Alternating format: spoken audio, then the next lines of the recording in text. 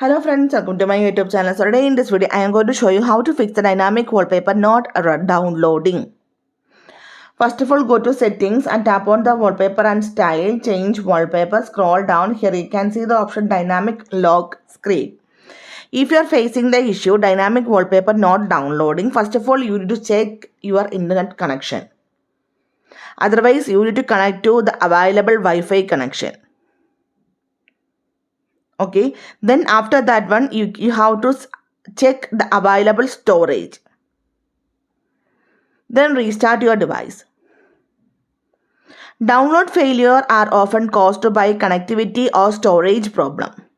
Okay, so first of all you need to you need to check the connectivity of your device, and you need to check the storage of your device. So simply in this way we can fix the dynamic wallpaper not downloading issue on this device. So hope you guys enjoyed this video. Thank you for watching. Thank you. Bye bye.